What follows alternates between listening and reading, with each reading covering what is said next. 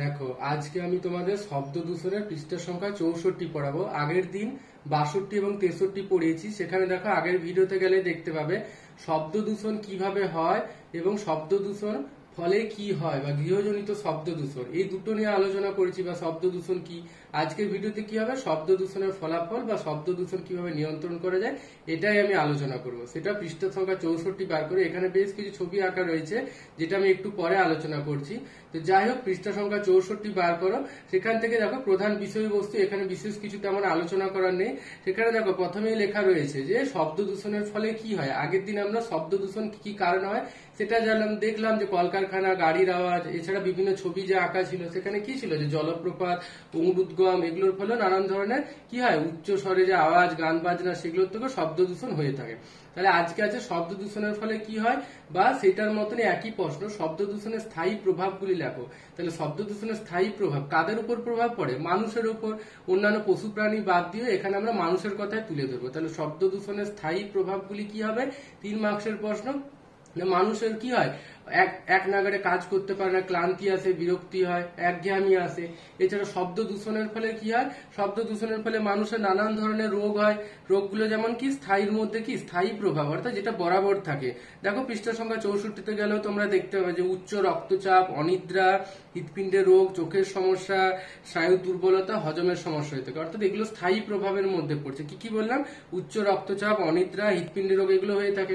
এছাড়া শব্দ দূষণের ফলে কি হয়, মানুষের একঘেয়ামি লাগে, বেশিক্ষণ কাজ করতে পারে না, ভুল ভ্রান্তি হয় নানান কাজে। তাহলে বোঝা গেল, এটাই হবে তোমাদের 3 মার্কসের প্রশ্নের উত্তর। তাছাড়া দেখো, শব্দ দূষণ কম করতে বা শব্দ দূষণ নিয়ন্ত্রণ করতে, এখানে আমি দেখো ছবিগুলো আঁকা রয়েছে, একটু আগে চলে আসি। যেখানে দেখো মাইকের আওয়াজ বেশি জোরেও হবে না। টিভি বা রেডিওর আওয়াজ কি হবে, বেশি জোরে চালানো যাবে না। এছাড়া গান বাজনা বা উচ্চ স্বরে লাউড স্পিকার, সেগুলো কি হবে, বেশি জোরে হবে না, সেগুলো সীমিত ডেসিবেল আওয়াজের মধ্যেই হবে। এছাড়া দেখো এখানে লেখা রয়েছে সীমিত হর্নের ব্যবহার, সাইলেন্সার, বৃক্ষরোপণ, যেগুলো আমি একটু পরে আলোচনা করেছি। দেখো 2-এর প্রশ্ন, সেখানে দেখো চলে আসি, কি লেখা আছে, শব্দ দূষণের নিয়ন্ত্রণ কিভাবে করা যায়, 5 মার্কসের প্রশ্ন। সেটাও পৃষ্ঠা সংখ্যা 64-তে আমার কথাটা শুনলে বুঝতে পারবে শব্দ দূষণ কিভাবে নিয়ন্ত্রণ করা যেতে পারে। বিভিন্ন বৃক্ষরোপণ, এই যে এখানে একটা পয়েন্ট লেখা রয়েছে বৃক্ষরোপণ, না বিভিন্ন জায়গায় গাছপালা লাগালে কি হবে, হাসপাতাল বা বিভিন্ন বিদ্যালয়ের পাশে যদি গাছপালা লাগায় তাহলে সেই রাস্তায় যানবাহনের আওয়াজ কি হবে, আসবে না, গাছপালা সেটা রোধ করে দেবে। এছাড়া কি দেখো, তোমাদের বইও দেখতে পাবে যে যাতে কলকারখানা, হাইওয়ের মানুষ বসবাসের অঞ্চল থেকে দূরে থাকে, সেজন্য কি হবে, সেখানেও যদি গাছপালা লাগায় বা কলকারখানা থেকে আমরা দূরে বসতি স্থাপন করি, তাহলে শব্দের আওয়াজ অতটা পৌঁছতে পারবে না। এছাড়া যা শব্দ দূষণের নিয়ন্ত্রণ কিভাবে করবো, যন্ত্রপাতিতে তেল দিয়ে সচল রাখা যায়। এছাড়া শব্দের উৎস এবং শ্রোতার মধ্যে দূরত্ব বাড়াতে হবে, অর্থাৎ যেটা একটু আগেই বললাম যে হাসপাতাল এবং কলকারখানা থেকে কি হবে, অনেক দূরে বসত বাড়ি তৈরি করতে হবে। এভাবে আমরা শব্দ দূষণের নিয়ন্ত্রণ করব। এটা তোমরা গুছিয়ে লিখবে, যেটাতে আমি পয়েন্টগুলো বললাম। তারপর দেখো 3-এর প্রশ্ন, যানবাহন জনিত শব্দ দূষণ কিভাবে রোধ করা যায়, 3 মার্কসের। তাহলে এখানে দেখো, এখান থেকে দুটো পয়েন্ট নিয়ে নিই, যে সীমিত হর্নের ব্যবহার, অর্থাৎ রাস্তাঘাটে কোলাহলপূর্ণ জায়গায় সীমিত হর্ন, অর্থাৎ বেশি উচ্চস্বরের হর্ন বাজানো যাবে না, খুব মাপে মাপে হর্ন বাজাতে হবে। এছাড়া প্রযুক্তির উন্নতি, অর্থাৎ অনেক আমরা বাস বা অনেক দিনের পুরোনো গাড়ি থেকে কি হয়, অনেক জোরে জোরে আওয়াজ হয়ে থাকে, অর্থাৎ প্রযুক্তির উন্নতি, অর্থাৎ উন্নত মানের প্রযুক্তিগত দিক দিয়ে ইঞ্জিন যুক্ত গাড়ি চালাতে হবে, যাতে সেগুলোর থেকে কম আওয়াজ বের হয়। এরকম ভাবে আমরা কি করব, যানবাহন জনিত শব্দ দূষণটা রোধ করতে পারবো। এছাড়া তোমরা এই দুটো পয়েন্ট বাদ দিও, নিজেদের মতন পয়েন্ট করে লিখবে।